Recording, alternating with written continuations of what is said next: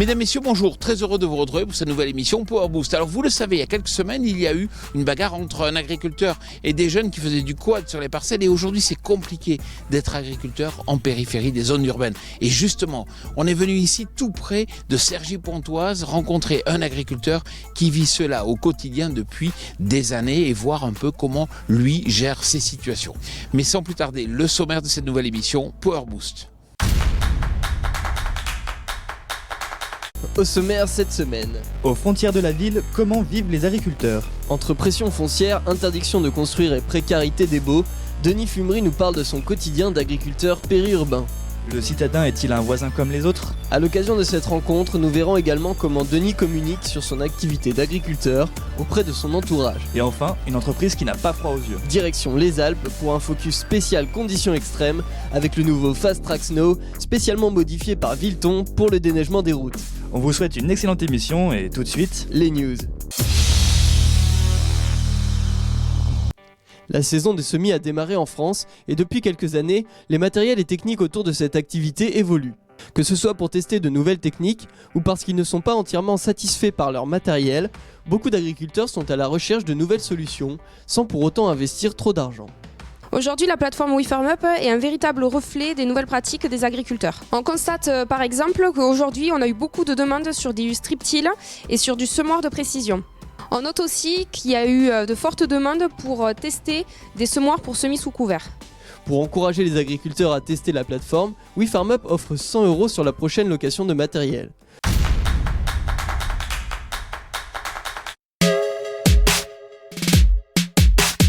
C'est donc juste après le périphérique, sur des parcelles avec vue sur Paris, que nous retrouvons Denis Fumery, agriculteur périurbain.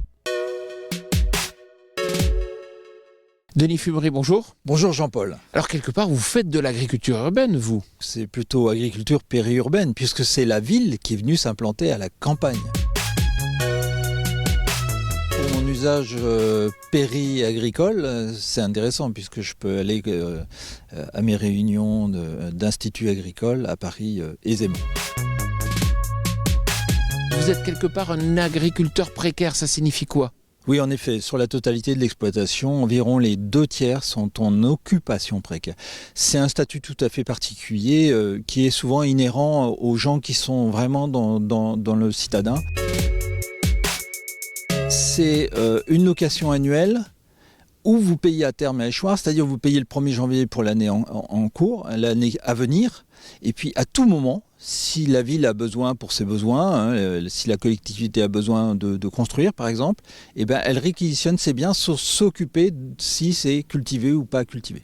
C'est-à-dire que des fois, vous n'arrivez même pas au terme d'une culture ? Oui, malheureusement, c'est arrivé dans le passé. Lorsque les besoins de chantier l'exigent, on peut, par exemple, pour un chantier qui va démarrer au mois de septembre, avoir besoin d'occuper les engins de chantier la veille de la récolte, puisqu'on ne s'occupe pas de l'existant, enfin de la présence de récolte éventuelle sur ces terrains. Proximité de la ville rime également avec pression foncière. Les terrains agricoles sont en effet des terrains constructibles et le besoin de logement à proximité des villes toujours plus important. Et puis il y a cette parcelle, vous la cultiviez il y a seulement 7 ou 8 ans et aujourd'hui on le voit, c'est la construction d'un écoquartier qui a pris la place. Alors c'est juste le début de la construction de l'écoquartier, néanmoins ça a été laissé en friche pendant 6 ans. Donc c'est pas au bénéfice de l'agriculture, c'est du délaissé agricole ou du délaissé urbain, c'est comme on veut, mais c'est au détriment quand même de la production générale et quelque part à la balance commerciale française.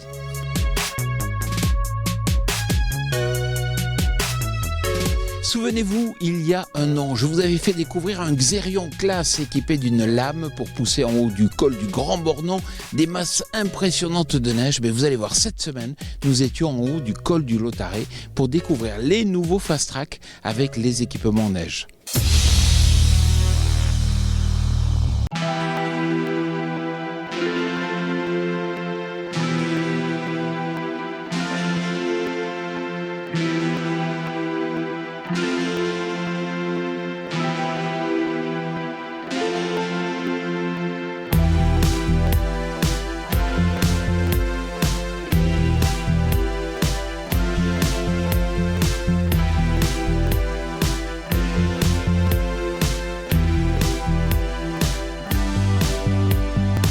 Cette semaine a été dévoilé le Fast Track Snow, issu d'une collaboration entre JCB et Vilton. Vous vous rappelez, il nous avait déjà fait le coup avec un Xerion de chez Classe, ici il récidive auprès de la marque d'Outre-Manche. Nous avons dû nous rendre au col du Lotaré, à proximité de Grenoble, afin d'en savoir plus. Le Fast Track donc est commandé de chez JCB en version standard. Il arrive chez nous, il est donc déshabillé de tous ses organes qui sont modifiés, de façon à pouvoir adapter nos colonnes de déneigement, modification du réservoir à gasoil, modification du support de la cabine pour pouvoir inverser le sens de fonctionnement. Et suite à ça, ce véhicule est pris en main par nos soins, c'est-à-dire que depuis la rentrée à nos ateliers jusqu'à la livraison, à la mise en route, à la formation des chauffeurs, et le service après-vente est assuré par nos soins, surtout avec une sécurité, c'est-à-dire 24 heures sur 24, 7 jours sur 7, du 15 novembre au 15 avril, qui sont les conditions de déneigement en principe faites sur l'ensemble national. Et comme ça, le client est rassuré de son véhicule, qu'il a fait son choix. Le Fast Track Snow a été choisi pour son gabarit et sa puissance de 240 à 280 chevaux.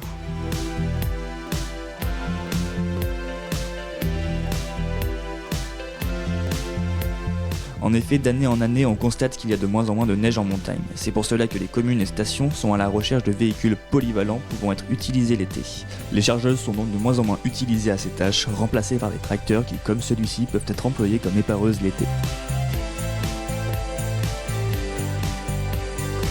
Le Fast Track a une cabine panoramique avec une ergonomie de conduite, un confort et une sécurité sur les outils.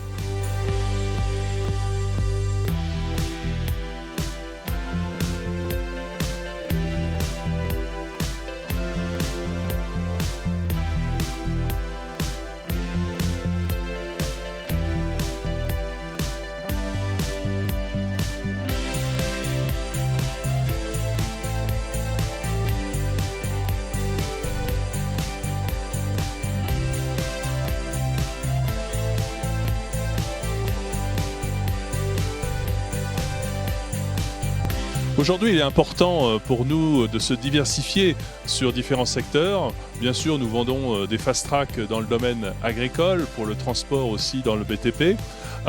Mais aujourd'hui, nous présentons une diversification importante pour nous. C'est l'application déneigement avec le fast-track Snow, vraiment spécifique, une machine dédiée qui a été totalement transformée par les établissements Vilton.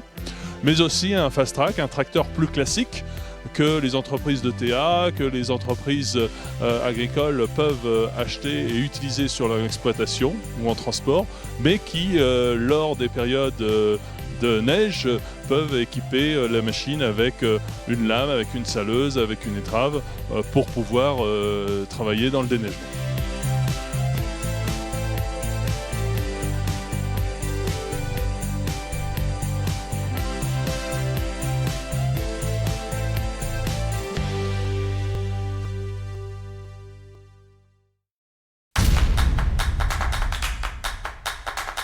Direction maintenant Sagy où réside Denis. Sur le trajet, celui-ci nous parle des difficultés qu'il rencontre pour conduire son matériel sur ses parcelles, notamment à cause des routes mal adaptées et des municipalités parfois peu compréhensibles. Et même à l'intérieur de sa ferme, Denis ne peut pas toujours faire ce qu'il veut.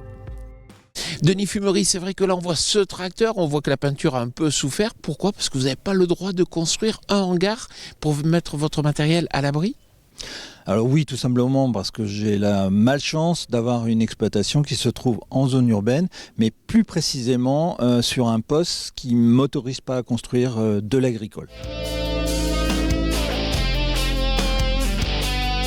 Néanmoins, ça fait 12 ans qu'on travaille en étant exposé à tous les vents et à toutes les lumières, et on s'en est accommodé.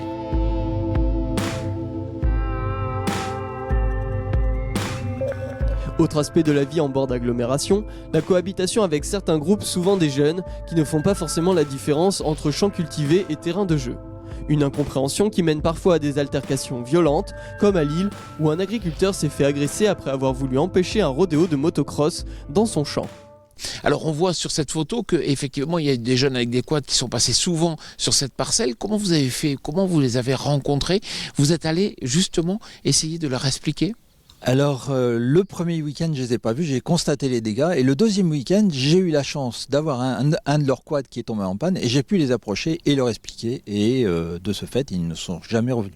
J'en ai eu d'autres, bien évidemment. Mais le tout, c'est de passer le message petit à petit. Alors vous devez vous déplacer sur des routes qui sont souvent très encombrées. Est-ce que vous aussi, il faut faire particulièrement attention à être respectueux? On est quand même en région parisienne, hein, c'est un berceau de 12 millions d'habitants sur 3% du territoire et il faut partager les routes. Il faut savoir perdre quelques minutes à s'arrêter, laisser passer, ça ne passe pas, on attend, on reste poli, respectueux. Et puis, j'allais dire aussi, il y a un autre enjeu, c'est ne pas salir l'espace public qui n'est pas que le nôtre, hein, qui est partagé. Et c'est la raison pour laquelle, au cours des années dernières, on a entretenu des chemins, on les a presque améliorés pour pouvoir rouler rapidement, pour décrotter les roues des tracteurs quand on est en conditions humides et d'aborder les routes à usage commun avec des roues propres pour ne pas gêner.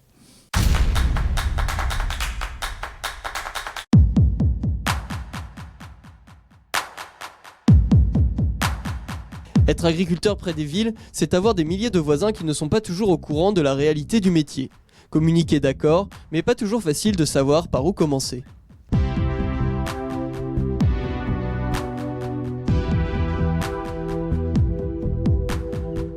Denis Fumery, ce que vous dites, c'est qu'aujourd'hui, il faut communiquer, il faut aller justement à la rencontre du grand public. Et c'est d'ailleurs pour cela que vous êtes président de Rencontre Ville-Campagne.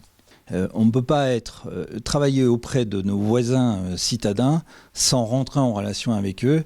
Et la meilleure façon de les aborder, ça s'appelle la communication grand public, c'est pour commencer par les écoles, c'est-à-dire le petit public, qui deviendra grand bien évidemment. Allons voir nos classes voisines dans les écoles. Ce sont nos futurs voisins, ce sont nos futurs élus. Il faut leur passer le message comme quoi on a cette chance d'avoir une agriculture prospère en France.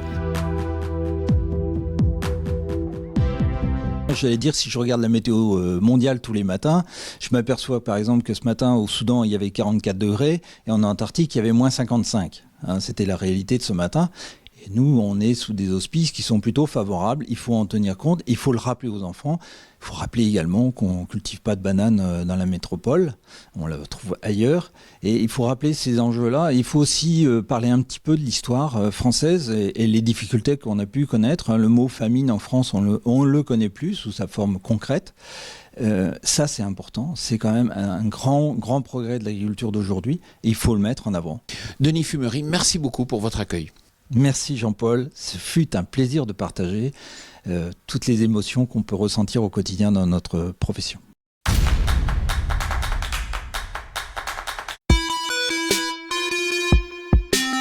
Voilà, j'espère que cette émission Power Boost vous a plu. Vous savez que pour tout savoir sur l'innovation en agriculture, il faut consulter notre média partenaire Agriculture et Nouvelles Technologies. Je vous souhaite une excellente semaine.